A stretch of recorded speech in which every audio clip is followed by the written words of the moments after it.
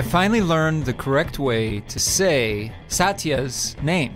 And I might have just said it wrong. Do you think you said it wrong, Scott? I'm talking about Satya Rhodes-Conway, candidate for Madison mayor, taking on mayor for life, Paul Soglin. So she came this week for an editorial board meeting. We're inviting 30-some candidates for mostly local office to meet with us before we issue our editorial board endorsements. Satya was the first person to come in for us. She was eager, I guess. And before the meeting between her and our editorial board started down here on Madison's south side, I went down and got her in the lobby. And we're coming up in the elevator, and I said, so I've heard your name pronounced two different ways. I said, is your name two syllables? Satya. Sat-ya. Or three. Sat-e-ya. Satya. And she said it's a little bit in between. She said 2.5 syllables? Well, no. She said it is two, but that E is still there. Satya. Yeah, so it's like sat-ya. Satya. Satya. Satya. Not, see, when I said it, You sounded say it like wrong. All right, well, let's hear her say it. I'm Satya Rhodes-Conway. I'm Satya Rhodes-Conway. I'm Satya Rhodes-Conway. It is two. I'm surprised you guys took the elevator, because isn't that just adding to the carbon footprint of our society?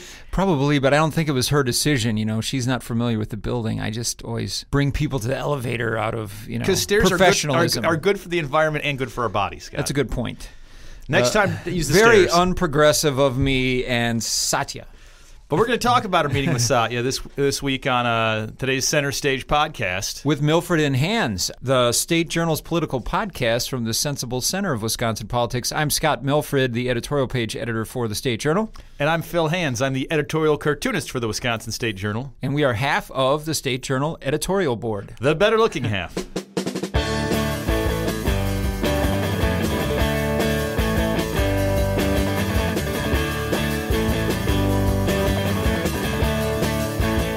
So Satya, now you're going to be thinking about her name every time I say it. Satya. Satya came in. Care if I record it? No, go right ahead. So thanks for coming in. Of course. We really appreciate it. Yeah.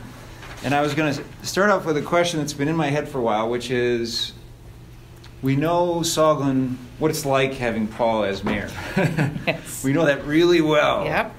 And sometimes we like it and sometimes we don't, which is probably a common experience. But I'm just kind of wondering, so if you're mayor, what's different?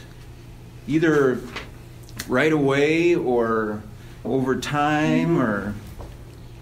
I mean, I think any number of things. And there's a lot of levels on which I can answer that question, so let me take a stab at a few of them go right ahead. Briefly. One thing that's different is the set of priorities, I think. She has 4 key priority areas. We should just lay those out first of all, right? So the number one area... Yeah, and unlike former governor of Texas, Rick Perry, when she said, I've got 4, she actually remembered all 4 of them. She remembered all 4 of them and could talk about all of them. She didn't say oops. I don't think she said oops at all. She knows what she's talking about. Yeah, I will say I was more impressed with her than I thought I would be. She's an impressive person. Yeah, she is an impressive person. She knows her stuff. I don't agree with everything. I don't agree with all of her ideas, but I think she has some pretty strong ones. So her 4 areas that she wanted to focus on.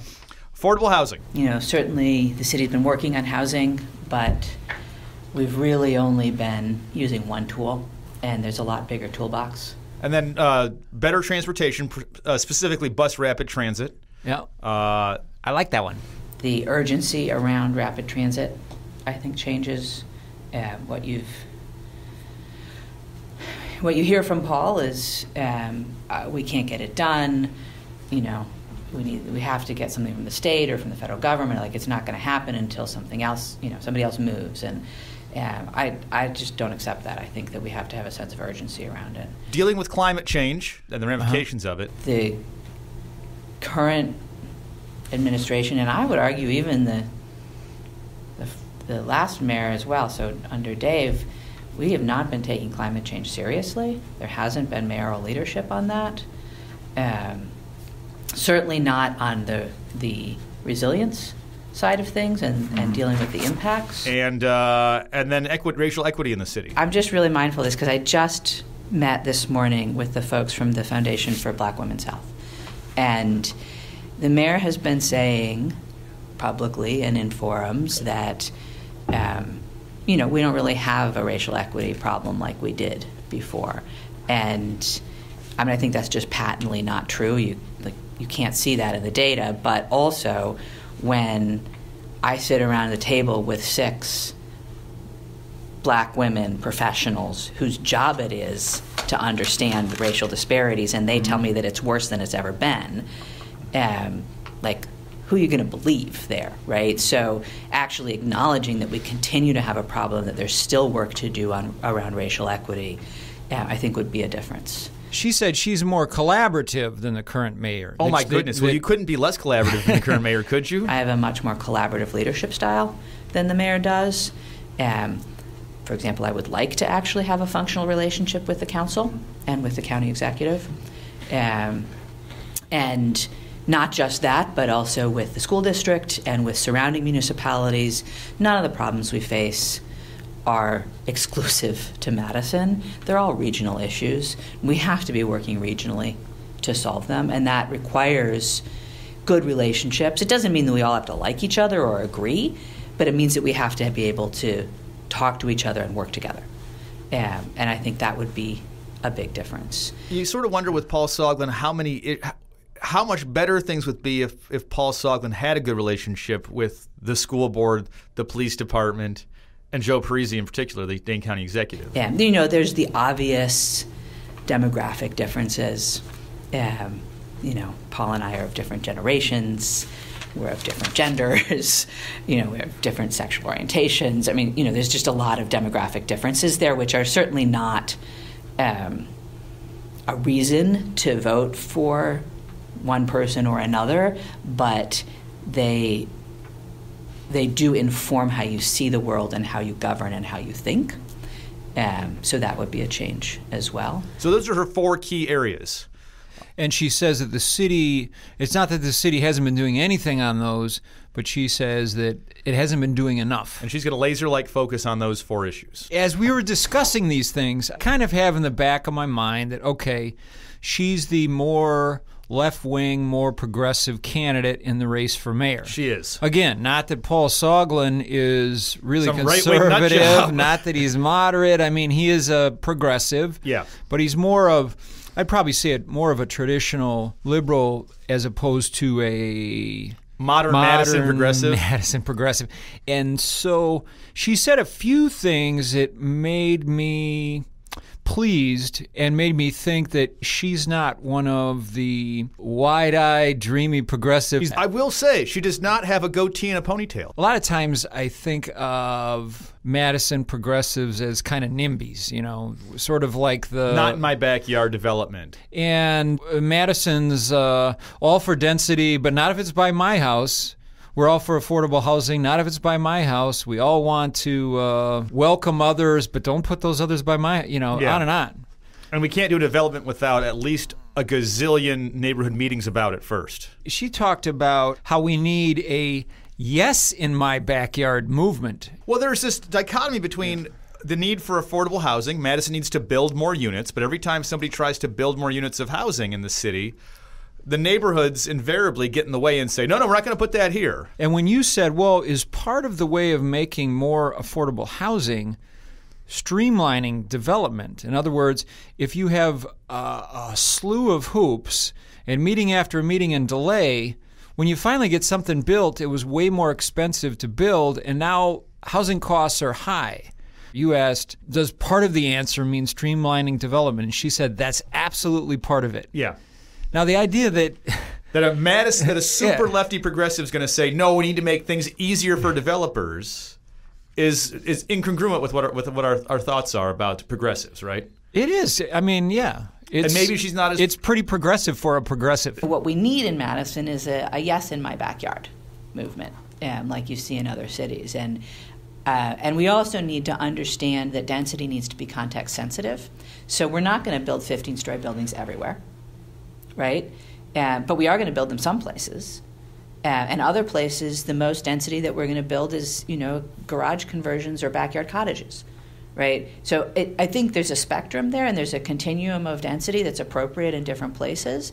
But I do think that we need more density across the city in just about every neighborhood. What that looks like is different in different places.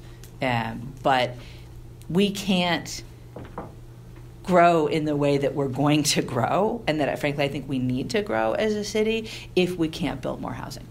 And so we have to make it easier to do that, and we have to make sure that the housing that we're building is actually workforce housing.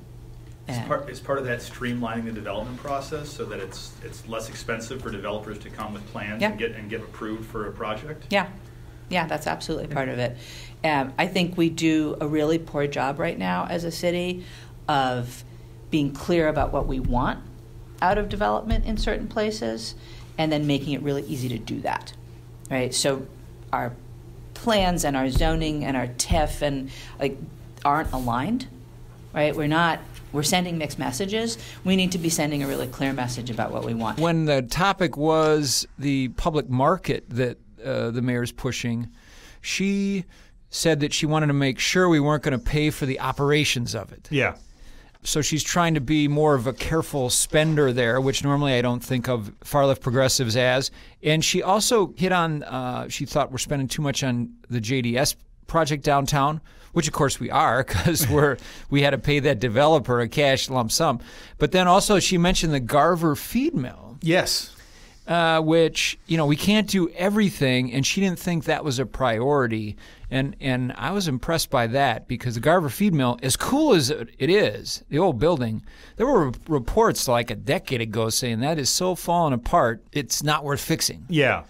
Now they are fixing it. It turns out you can fix anything if you pour enough money into it. But, she's saying we can't afford everything, and she used that as an example of something the city shouldn't prioritize. And that's sort of a niche thing that's going to do like urban farming and stuff that progressives love. Yeah. But she was thinking, that's not the priority of the city. One of the things that she mentioned that I've always thought was one of the biggest issues with Madison is that people in Madison love these walkable neighborhoods. We all want to live in walkable neighborhoods. Mm-hmm. But they're getting really expensive to build affordable housing, on Willie Street or on Johnson Street or Monroe Street. So figuring out how to develop other parts of the city into walkable neighborhoods was one of her priorities. Mm-hmm. And that seemed like a really, really positive. I've never heard anybody talk about that at the city level, but how do we get other areas activated at the same way that Willie Street, Johnson Street, and Monroe Street are? I thought that was really important. Another thing, and this kind of gets to the streamlining, she brought up the Urban Design Committee and said, I don't want to... God bless them. Right. She said, God bless them. She did bless them. With God's grace. But then she also said that I don't want to fight over the color of the brick. Yeah, I thought that was a good quote. So I'm glad she's not concerned about color pollution in Madison. Bless the Urban Design Committee and their commitment and the hours and hours that they spend. But I don't want to fight over the color of the brick, right? I don't want to fight over which bush goes where in the parking lot. I want to fight over, is it workforce affordable housing, right? Is it sustainable construction? Is it transit-oriented, right? Those are the things that we should be prioritizing. And if we can get those community benefits out of development, then it ought to be easy to do that development. She also had a really bad idea, which was, I asked her what was the most effective way to build affordable housing, and she said inclusionary zoning, which is illegal in the state of Wisconsin. And she acknowledged that. She said, we don't have that in our toolbox anymore. But the problem with inclusionary zoning is that while there are some units that become more affordable, it really jacks up the prices of all the other units in the market, too. So it's sort of robbing Peter to pay Paul. Yeah, I was happy, though, to see that she didn't want to somehow bring that back. Litigate it back into existence. Yeah. My complaint with IZ back in the day, inclusionary zoning, is government would bend over backwards to force developers to put quote-unquote affordable units in their buildings, and then you'd wind up with a $250,000 condo, which was quote-unquote affordable, and yet you got single-family homes that you can buy for a lot less than that in a few neighborhoods in Madison. On the east side, my neighborhood on the east side, in the north side. I asked her specifically, are we a racist city? To which she said yes. Maybe changing gears. Yeah. Is Madison a racist city?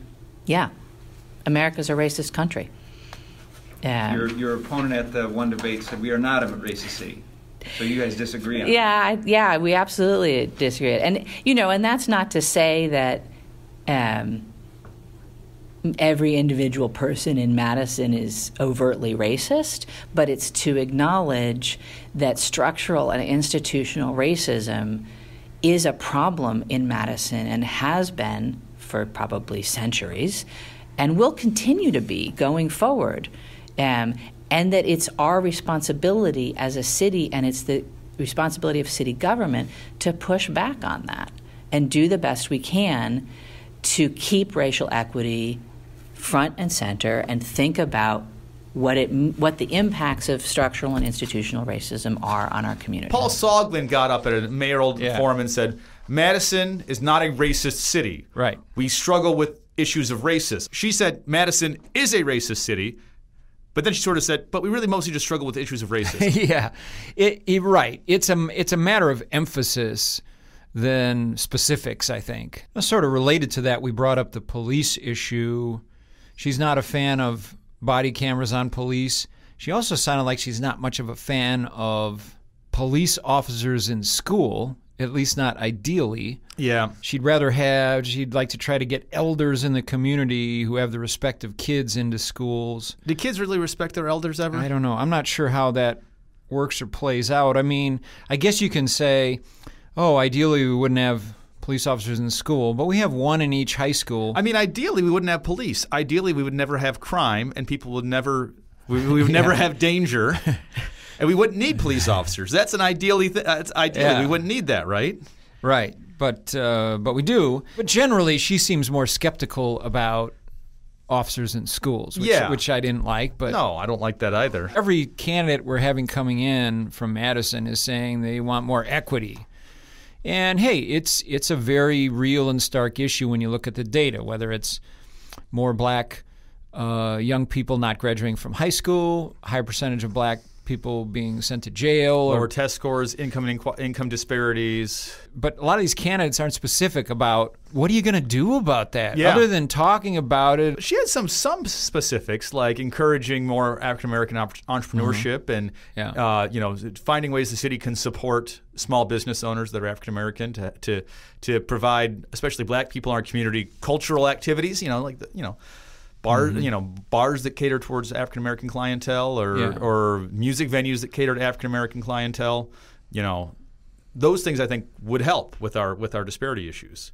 I can imagine for a black person in Madison, it's tough if you're always the only black person in the room. That's got to just be weird.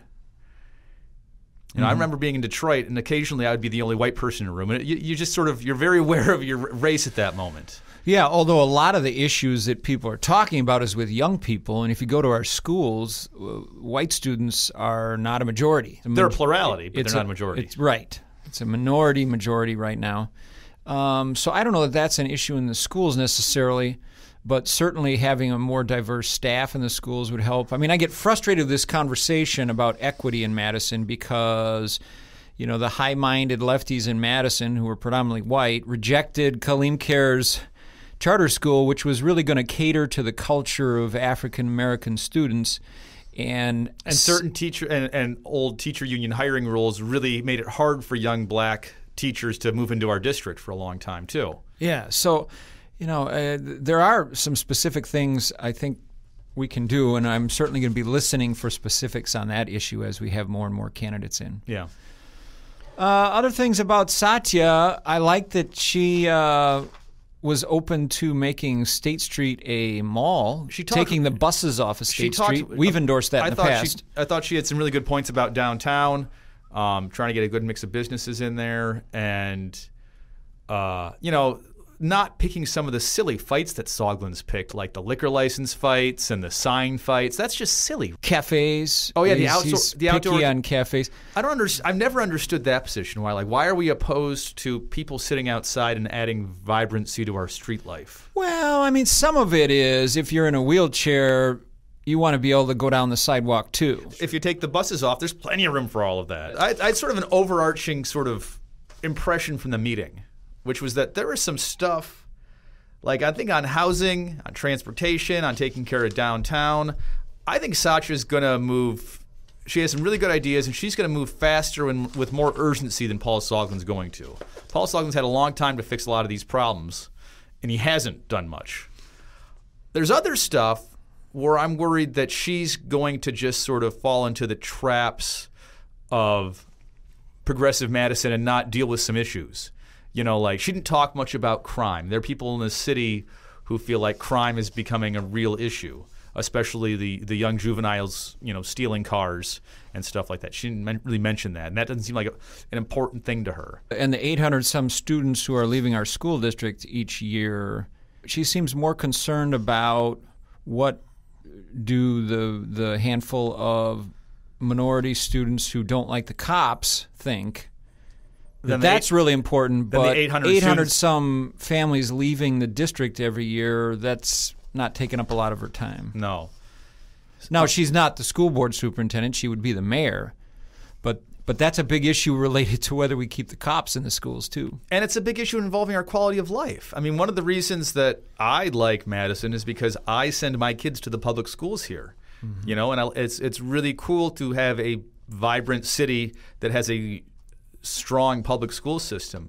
And if the school system slips and becomes parents don't feel safe sending their kids to the public school system, that's bad for the city. She did show more pragmatism than I thought. I don't usually put the words pragmatism and progressive together. A pragmatic progressive. Yeah, but for example, on that JDS development, which she doesn't like. Hates. She did say at one point, you know, well, we were kind of like, well, what are you going to do? Are you going to just try to put the kibosh on it, stop it? Well, no, she's not going to do that. She said we're kind of stuck now.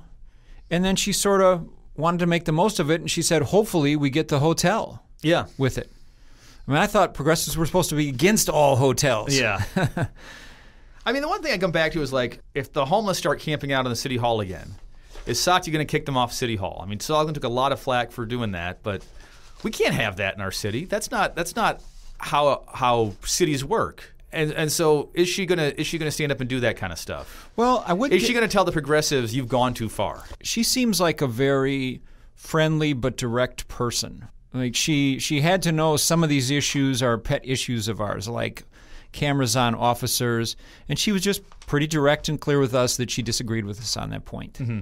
She wasn't going to massage her position just to try to please us. So, yeah. I mean, I liked her style a lot. And, you know, style is probably going to be part of the decision for voters, too. You still haven't drawn Satya recently in our cartoon, but she seemed to remember that you had done one of her eons ago. Oh, when she was back on the city council. Yeah, I don't remember that one. I don't remember what it was about, but she was one of a typical liberal city council person saying something silly and liberal, you know, about something. I just had like 6 city council people all saying something ridiculously liberal about something, and she was one of them.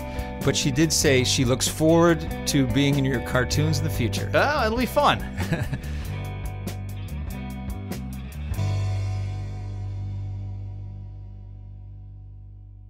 All of the music on our podcast is by Tube Tester.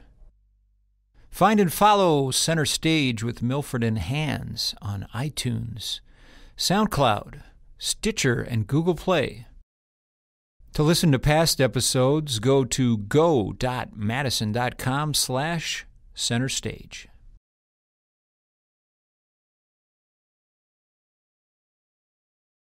Do you think Paul's been in the job too long?